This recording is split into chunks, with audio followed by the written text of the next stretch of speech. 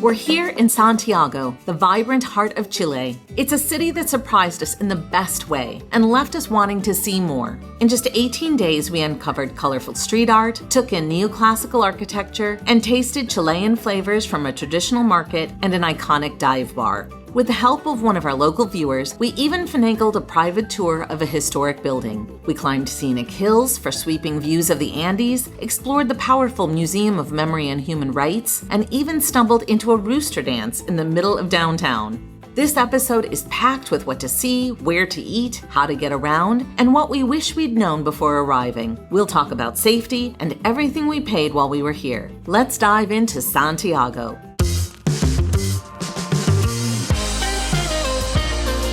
I'm Judy. And I'm Kevin. Welcome back to Finding Gina Marie, where we share our lives as full-time travelers and the connections we make along the way. We stayed in the Providencia neighborhood, which is one of the safest parts of Santiago. It had someone at the front desk 24/7. And this is our friendly reminder that, like many places in South America, you should not flush toilet paper and instead use the bin next to the toilet. We were somewhat surprised at how international of an area Providencia is. Within a block or two of our Airbnb, there was an Italian pasta restaurant, Greek food, ramen, and Japanese food. And where we stayed was very convenient to the Los Leones subway station. We even had a couple of meetups here, so if you're looking for fellow travelers, Santiago is a great place for that. So where are we heading today?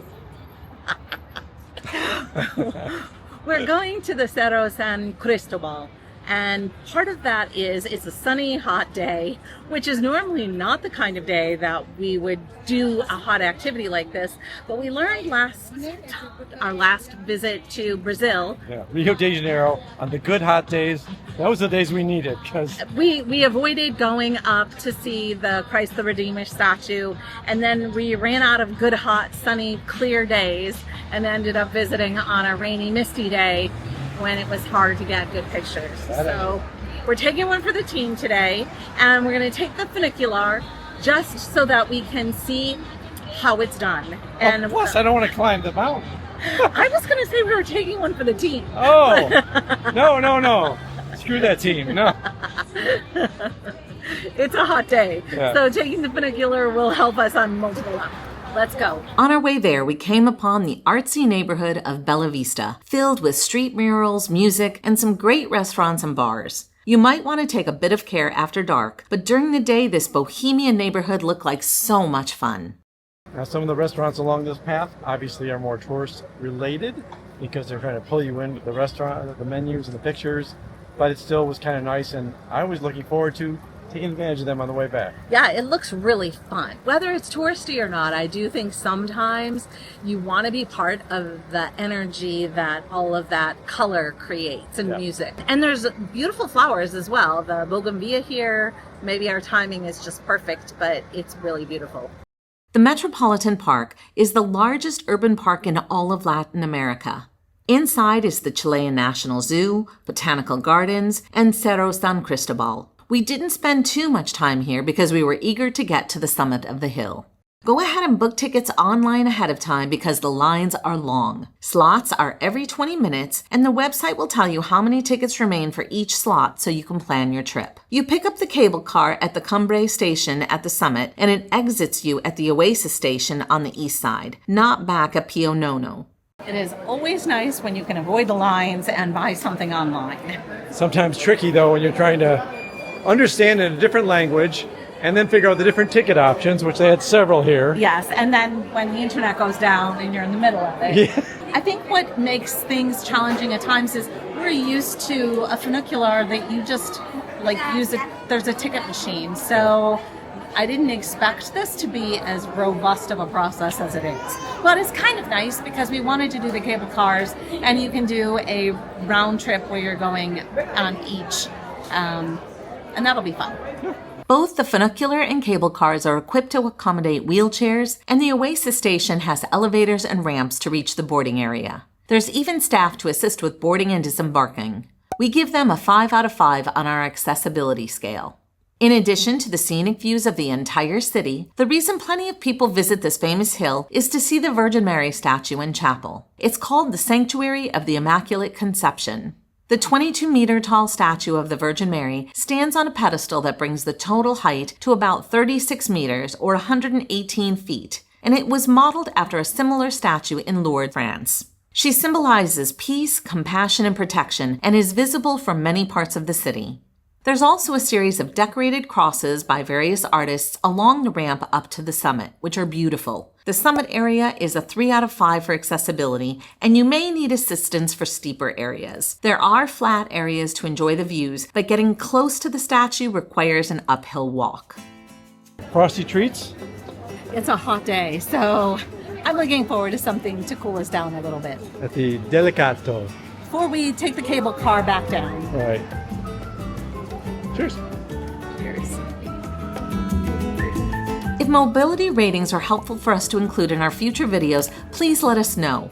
Thanks to Dan Belowski for the suggestion.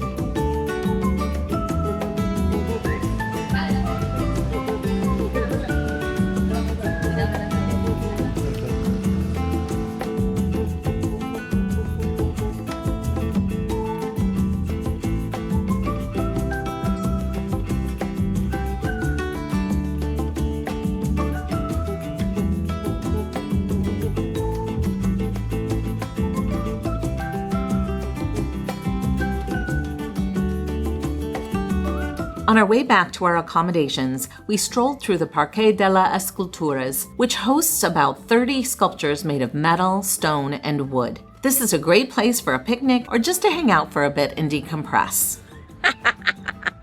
By now, we'd worked up an appetite and indulged ourselves at Baco. So I have salmon and some squash and some sun-dried tomatoes, which I'm really a big fan of sun-dried tomatoes, in a poaching sauce. Worth it? Yeah, it's really good. Yeah. It's super buttery tasting. It's very moist, obviously. It's quite good. So I have the filet medallion, filet de béarnaise. Oh, it's very nice. This is supposed to be a squash, béarnaise squash. Oh, that is very rich. Perfect meal. We decided to visit Fuente Chilena in order to try the ultimate Chilean sandwich called lomito. Italiano style, similar to a completo, but those are a hot dog version. One thing we learned quickly in Santiago is that Chile loves its mayo. And we mean really loves it, and it's everywhere. Just look at the layer of mayonnaise on that. What? It's just a half a jar. In fact, they asked if we wanted mayonnaise on our Fries. French fries as well. I said no.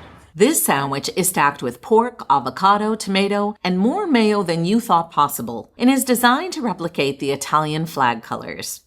One of our amazing viewers, Astrid, who is not a tour guide but should be, showed us around her city. We started in the financial district and made our way to the La Moneda Palace, one of the most important government buildings in the country. This neoclassic building from the late 1700s originally was used to mint coins. The name La Moneda means the coin. It's currently where the President of Chile offices. There's a changing of the guard ceremony that takes place here, but unfortunately we didn't catch it. A brief 5-minute walk later is the fun Paseo Bandera, Santiago's Rainbow Street. It's pedestrian only, which we love, and has bold geometric patterns and some full rainbow sections that were created as part of an urban renewal.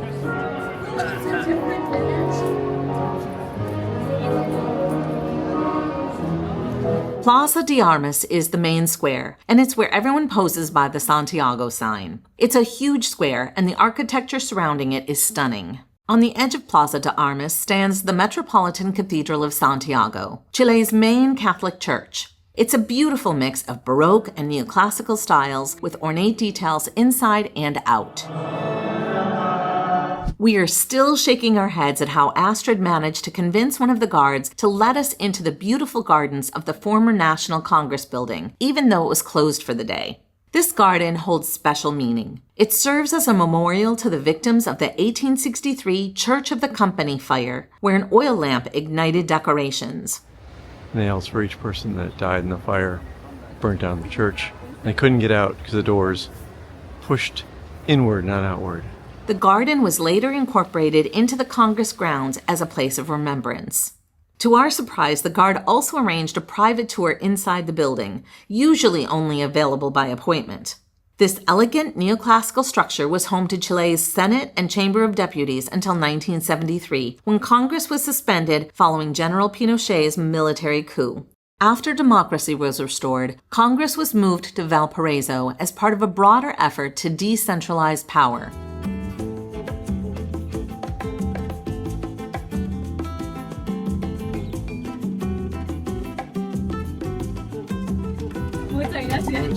We'll be bringing you with us to Valparaiso next week. Paseo Ahumada spans 4 blocks and has been a pedestrian promenade since the 1970s. While not specifically Chilean, we were delighted to bump into street performers doing a rooster dance, which is where one of the dancers mimics rooster-like moves, strutting around and flapping imaginary wings. Mad props to our man Geraldo here, who was pulled out of the audience and seriously impressed us with his rooster skills.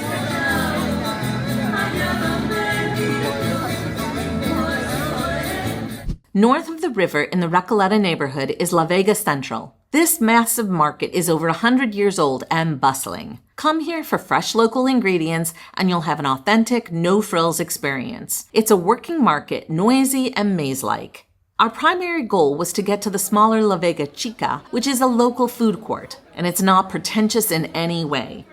Like most of the restaurants here, Donde La Tita does not accept credit cards, so make sure you have cash. Thankfully, Astrid helped with ordering for us. We started with a super simple Chilean tomato and onion salad. We tried Chilean stew. Whoa! Yes. This is the cazuela de vacuno. So you have half corn, pumpkin, cooked pumpkin. There's a potato, boiled potato. Wow. The meat, green beans. Usually there's rice. Yeah, there's the rice. Okay. Yeah, that is a cazuela. You can have a chicken cazuela, a beef cazuela, and in the south, like in Chiloé, I'm in Chile, they have a different version. Algas. Yes, algae. Algae, yeah.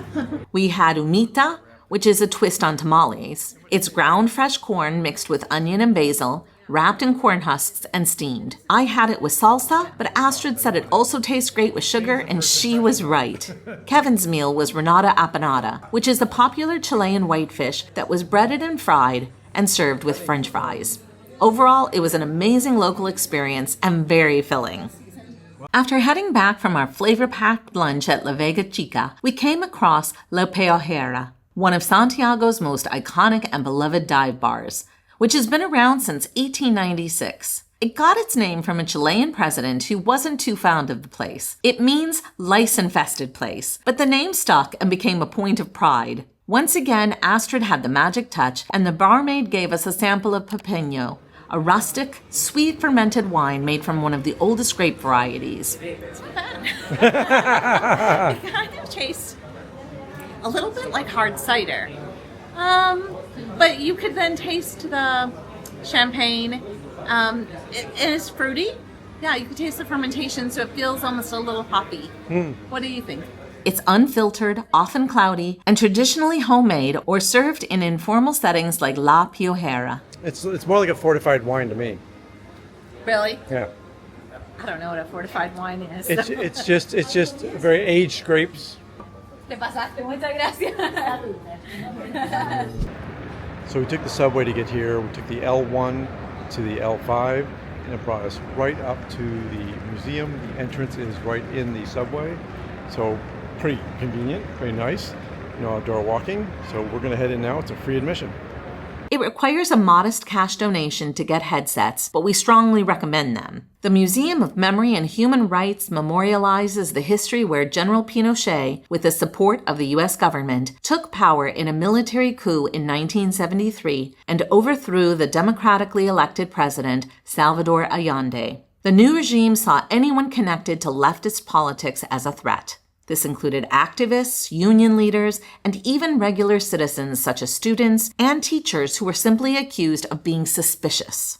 These people were tortured, killed for resisting or speaking out, and many disappeared, often without a trial. The goal was to silence dissent through fear and intimidation. Inside the museum, there are personal letters, photographs, news clippings, protest posters, and video testimonials that give a human face to the history. The museum offers important context for understanding modern Chile. Afterwards, we decided to take a walk to Santa Lucia Hill, a park where the city was officially founded in 1541. But before we arrived, we came across this shop selling Mote con Huesillo. We'd seen carts selling this drink in the city, but we didn't have cash. Since this place took credit cards, we knew we needed to stop in. So what you got there?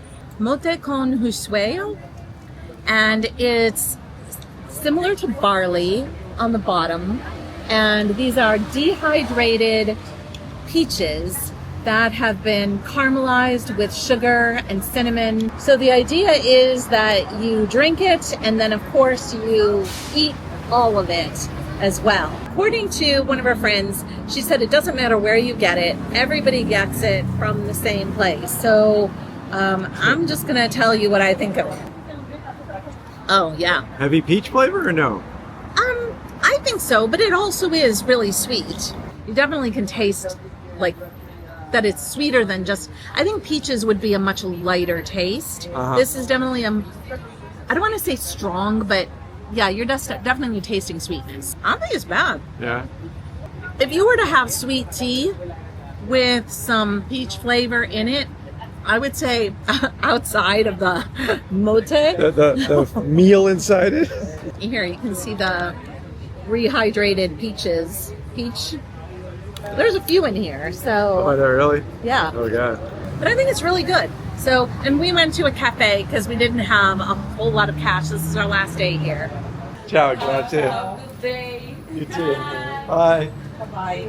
You wouldn't know by looking at it, but Santa Lucia Hill is the remnant of a 15-million-year-old extinct volcano now covered in gardens and staircases. It gets a 2 out of 5 on our mobility scale because most paths to the viewpoints and terraces involve narrow, steep steps, and there are no elevators or ramps. If you aren't intimidated by uneven spiral stone staircases, Castillo Hidalgo at the summit of the hill rewards you with sweeping views over Santiago and of the Andes Mountains. It was built in 1816 by the Spanish during Chile's colonial period as a military fort, but in the 1870s it was transformed into a more decorative castle-like building.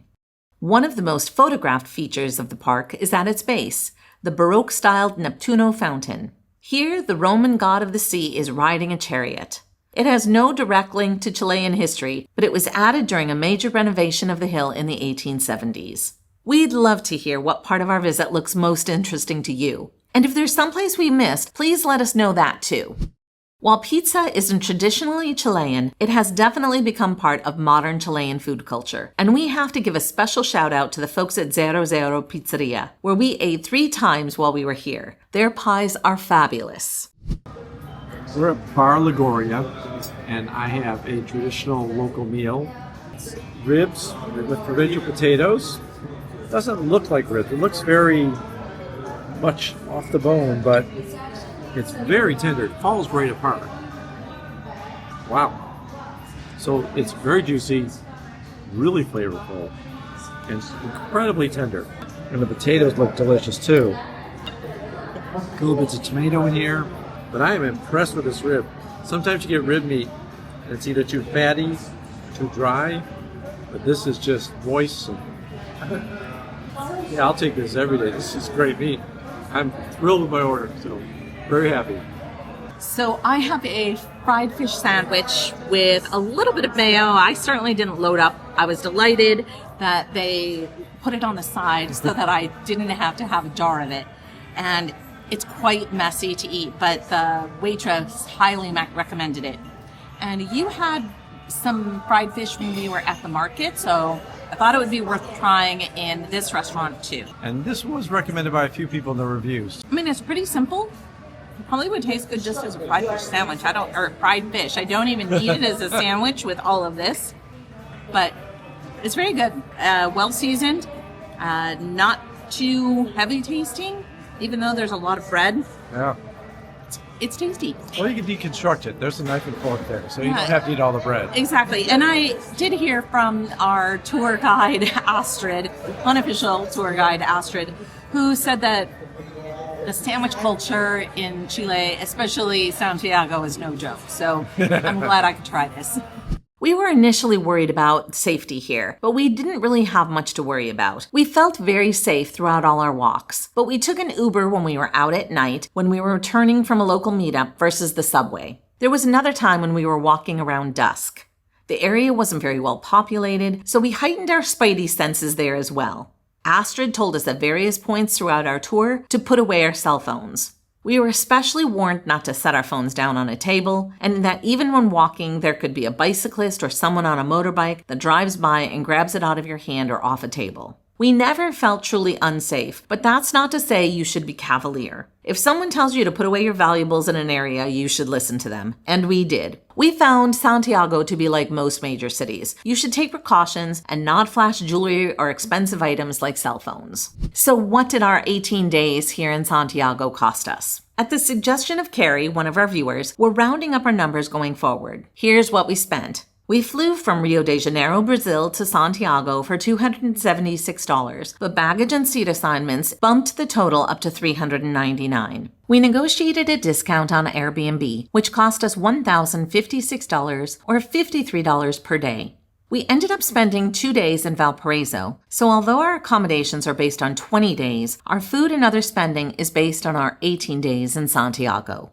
Unfortunately, there was no washing machine, so we spent $11 at a laundromat. Ubers and the metro cost us $92, dining out was $897, and groceries cost us $95. Getting my hair colored was $74. We only spent $26 on tours and activities. A huge thank you to Astrid for showing us around. She also gave us a bag of Chilean candy to try, so check out that video next. We incurred bank fees of $28. Be very careful when you're withdrawing money. We thought we could go to an attendant in the subway and use our credit card for a Metro card, but we needed cash, and the ATM charged ridiculously high fees. Our total cost minus travel was $2,279, which breaks down to $1,140 per person or $60 per person per day.